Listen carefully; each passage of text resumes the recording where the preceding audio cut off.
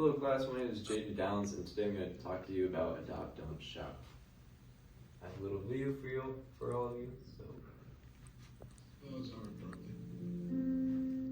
They've simply experienced more life. If they were human, we would call them wise. They would be the ones with tales to tell and stories to write. Who once dealt a bad hand and responded with courage. Do not pity a shelter dog. Adopt one. So just a quick hands, I want to see who has all adopted an animal before, from just a shelter, refuge, anything.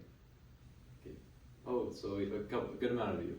So all of you may know, I would say it's just a better topic to try to go for adopt over shopping than window shopping. My mom window shopped for Louis.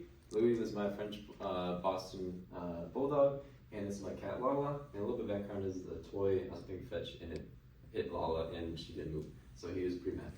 But yeah, Louis is a breeder dog and Lala is a shelter cat. A couple of things I'm going to go over during this presentation is just like ethical pet ownership and just the basics about adopting over breeders. So shelter animals, they're usually more affordable. You know what you're getting out of that shelter animal. You know, it might be a mixed breed. That's the one thing that might be, not knowing of. But more than likely, they know what kind of issues they have. Like a breeder animal, you want that cute little puppy kitten, but a lot of times you don't know what type of issue you might have with that animal. But more than likely, eventually you try to train it and you'll find out about its respiratory problems or its issues with other dogs and you can't train it properly. And a lot of times those dogs will turn into shelter animals and these shelter animals will need a second chance at life.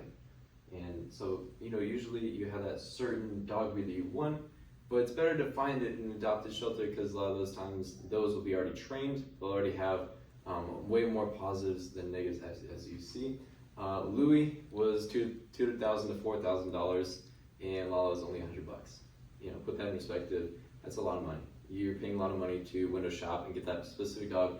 And Louis has a lot of problems. He pisses and does a lot of other things that really just isn't great. It's hard to train those little puppies. But with Lala, we knew what we were getting into and she was the best cat ever. We had her for 10 years and eventually she passed.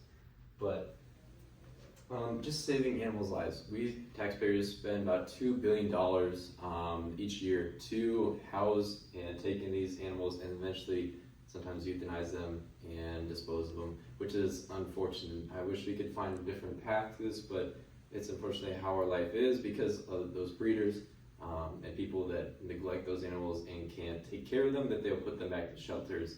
And it's really unfortunate. About 6.3 million animals each year are put into those shelters, and about 3 million of those are adopted, fortunately, but 1.5 million, usually puppies, about 6 months or less, or older dogs like 7 years or older that might have issues that will be euthanized, which is killing of them. And it's really unfortunate because sometimes they might be blind, sometimes they might have something wonky and just the owner doesn't care for them, and sometimes it is valuable to euthanize something because it cannot keep going in life with its shape, but most of them, more than not, need that second chance. Just a little background with the breeder stuff. A lot of them are puppy mills. About 10,000 puppy mills are operated in the U.S., and actually more than that. We don't officially know the exact amount because it's really hard to find them, but about 70% of that 10,000 are illegal, which is like 7,000. And it's really unfortunate because they live in these little wire basket kennels and they cannot help themselves. They're just numbers, they don't have names. And you see that on the website, you don't know about these puppy mills, you don't know about how they're actually bred. So a lot of these are generational bred, and you get those inbred problems that occur with these puppies that you don't know about. So the second chance, a lot of times they just have these abusive people, neglected, abandonment. There's just a lot of time with those puppies, those bred dogs and animals. So this is Trooper. He's found by a Florida State Trooper, and he was unfortunately tied up to a fence during Hurricane Milton. and was neglected by its owner, and the owner got charged for animal abuse, and now this little guy is finding a new place in a foster home.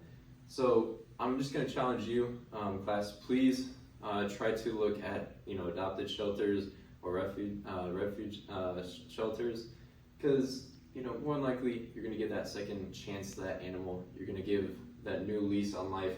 You will know what you're getting yourself into.